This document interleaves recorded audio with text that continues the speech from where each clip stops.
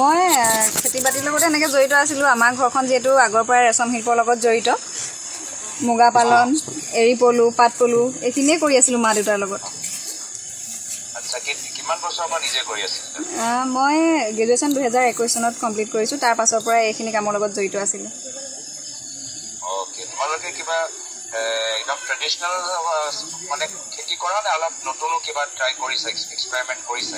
নতুন তেনেকুৱা একো হেৰি ট্ৰাই কৰা নাই।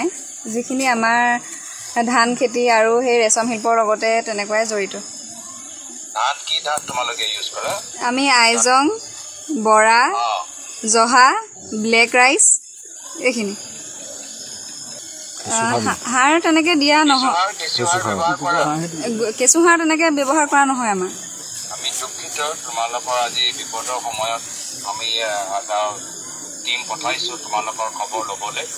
আমি এই সময় তোমাৰ লগত আৰু গোটেই আমাৰ গাঁও অঞ্চলৰ মানুহৰ লগত থিয় দিবলৈ বিচাৰোঁ। যিমান আমি পাৰোঁ আমি চেষ্টা কৰিম। যি ধৰণৰ অন্যায় তোমালোকৰ লগত হ'ল, কোনোবা বেলেগৰ লগত যেনে এনেকুৱা অন্যায় নহয়, চেষ্টা নিজৰ ফালৰ পৰা চেষ্টা কৰিম। আৰু তুমিও ধৈৰ্য ধৰি ৰাখা, এয়া আশা কৰিছোঁ দেই। হয়, বহুত বহুত ধন্যবাদ আপোনালৈ। তেখেতৰ দেউতা। নমস্কাৰ। নমস্কাৰ দেই।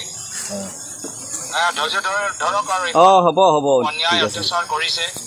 হয়, যিমান পাৰোঁ আমি সহায় কৰিবলৈ চেষ্টা কৰিম। আপুনিও ধৈৰ্য ধৰক। আমি আছোঁ। হয়, ঠিক আছে। অহংকাৰী অত্যাচাৰী আৰু ৰাজত্বৰ বেছিদিন নাই আৰু। নাই এইবাৰ 26ত ওলাবই উত্তৰ আৰু। উত্তৰটো ৰাইজে দিব।